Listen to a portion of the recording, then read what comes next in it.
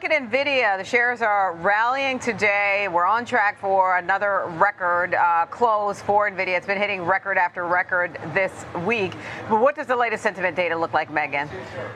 Yeah, whenever we look at NVIDIA and just the entire chip space at large, NVIDIA is the largest player here. Whenever you compare NVIDIA versus even AMD, just from a mind share perspective of consumers and investors, NVIDIA is dominating about 80% of that pie versus AMD. And so I think that makes this next point pretty powerful, which is that on our side, we still have NVIDIA growing. And this, I think, is a really good gauge of just some momentum. And I know, AMD just had a blowout quarter, and on our side, on our data at least, we're seeing just a little bit of a loss of momentum from the massive run up that we were watching earlier. And now we're watching NVIDIA somehow continue to grow its piece of the pie. So it seems like no matter what, every time we come on this show, NVIDIA is doing something to improve. It's releasing another platform. And thus far, we just haven't seen that slowdown that the market keeps waiting for and that people are rightfully questioning.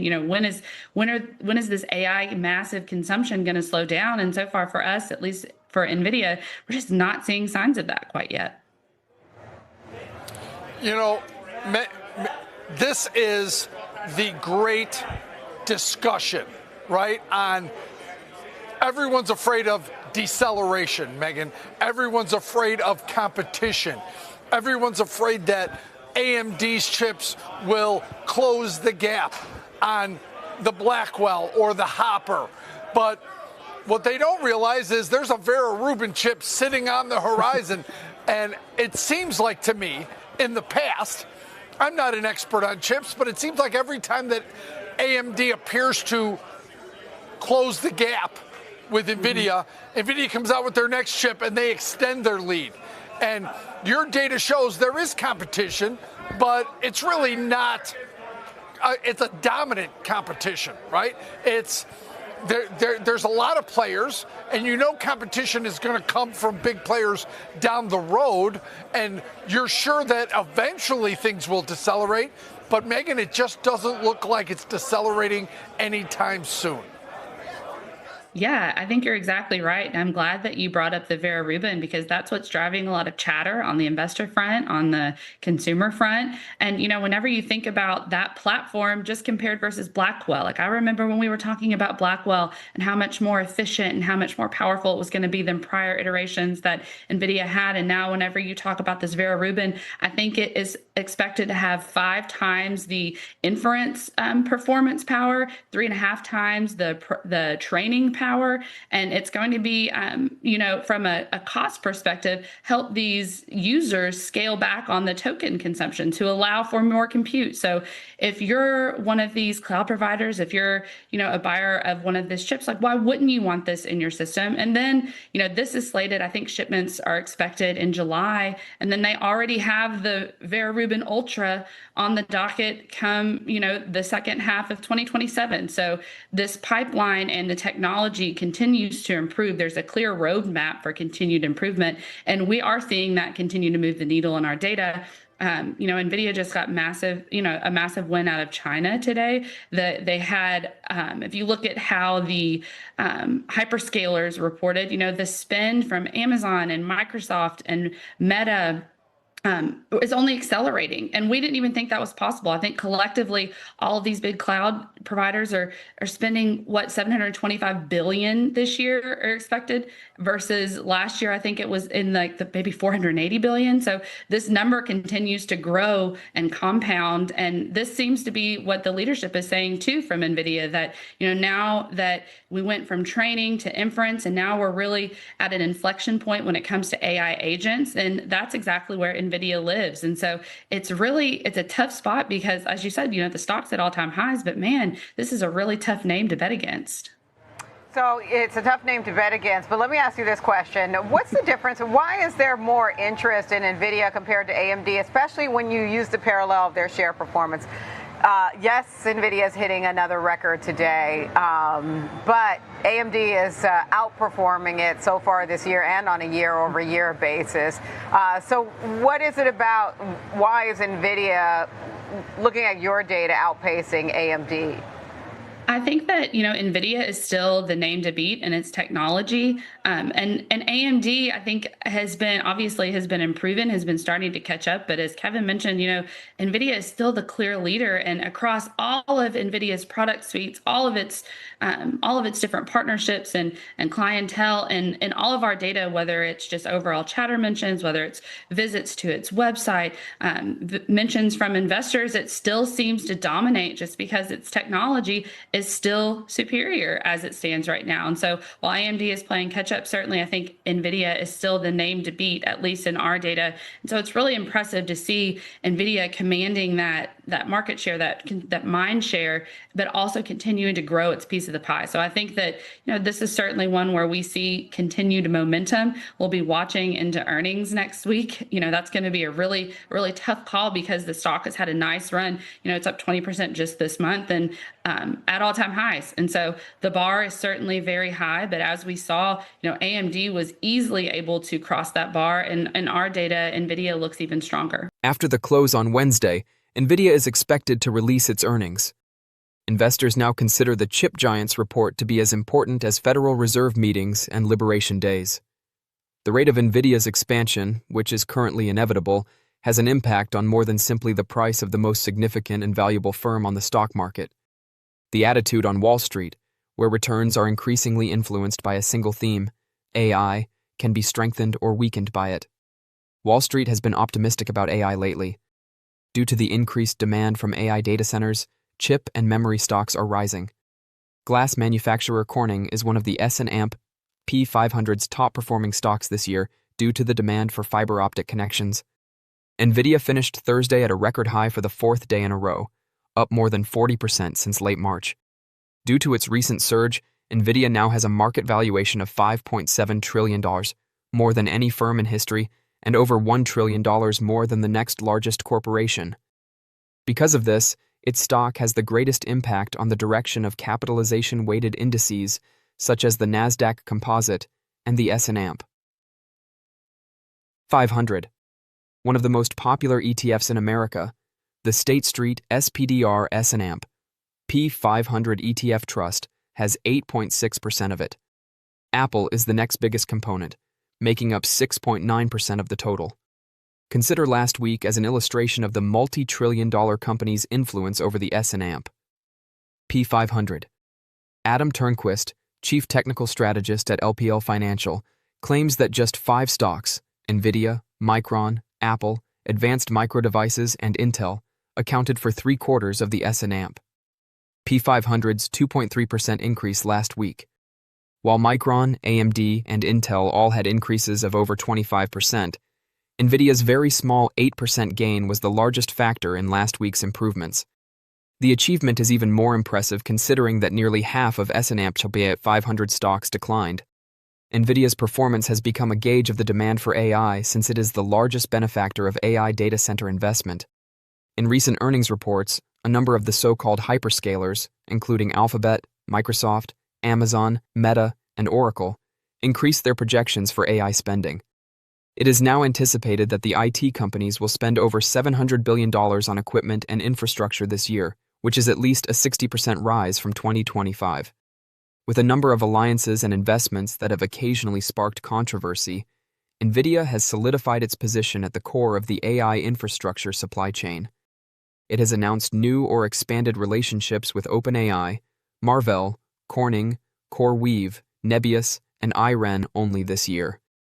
In each of those agreements, Nvidia either made an investment in the partner or was granted permission to do so. The AI bubble topic has resurfaced because to Wall Street's recent bullishness. On Wednesday, Wolfe Research analysts forecast that tech stocks were ready for at least a consolidation of gains. However, they also believe that one of the few things that can sustain the rise is Nvidia's earnings release. According to them, the near-term bull case rests on either Nvidia's earnings being significantly unexpected to the upside enough to rekindle animal spirits, or oil prices falling sharply due to the end of the Iran war. Given the high expectations of investors, it might be difficult to surprise them to the upside. According to analysts monitored by Visible Alpha, revenue increased by 78% in the most recent quarter, the quickest rate since late 2024, when sales were around half of what they are today. It is anticipated that profit will have more than doubled, marking its greatest growth rate since 2024. Indeed, Nvidia might disclose another blowout, but its stock would remain unchanged. Shares haven't increased the day following an earnings release since this time last year, despite the company consistently exceeding earnings projections since 2023. To impress investors, who have been hesitant to reward solid profits over the previous month, Nvidia might need to significantly exceed forecasts. Deepwater Asset Management co-founder Gene Munster is getting ready for that result. Munster noted in an earnings preview last week that investors wonder how the market will respond if growth slows from what is expected to be 90% this year to 45% next year. He claims that this uncertainty has led to a situation where the stock's response is still restrained, despite the company's fundamentals continuing to improve above even the most optimistic projections. The artificial intelligence chip company Nvidia will release its first quarter fiscal 2027 results after the market closes on May 20th. Following the announcement, Wall Street analysts and Nvidia's management team, led by CEO Jensen Huang, will have a conference call to talk more about the quarter, the state of the industry, and the chipmaker's future. I fully expect Nvidia to post another blowout quarter based on the company's history of exceeding profits projections and the impressive quarterly reports we've already heard from its largest clients, the hyperscalers. But I also think the news won't have much of an impact on the stock in the near future. Before a firm releases its quarterly earnings, the market always considers analysts' projections. The market frequently labels a quarter as strong if the company's results exceed the consensus predictions of earnings and revenues, which are calculated by averaging the estimates of the experts covering the stock.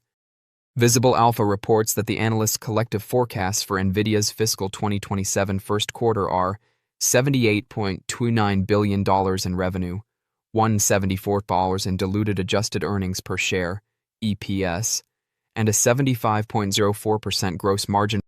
Revenue would have increased by around 15% from the previous quarter and over 44% year over year if those figures are correct.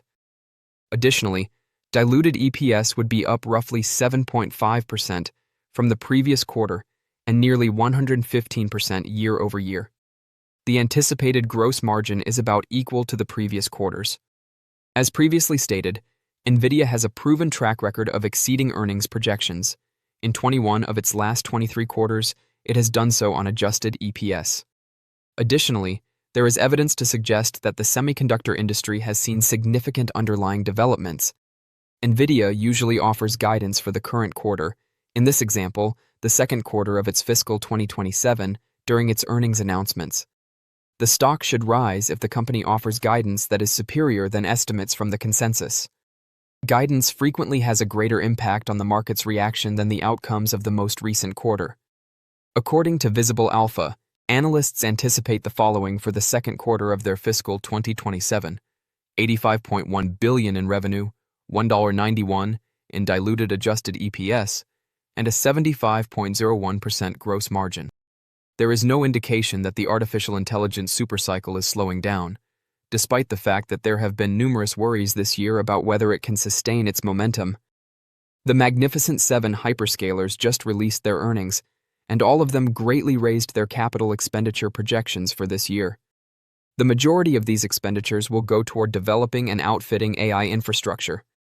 According to Yahoo Finance, the top of the expected capex range for Microsoft, Amazon, Alphabet, and Meta platforms was approximately $670 billion prior to the new reports. Estimates are now closer to $725 billion. This is advantageous for Nvidia, since it probably indicates hyperscalers will spend more on processors or construct data centers that need them, which is a good predictor of the future demand for its products.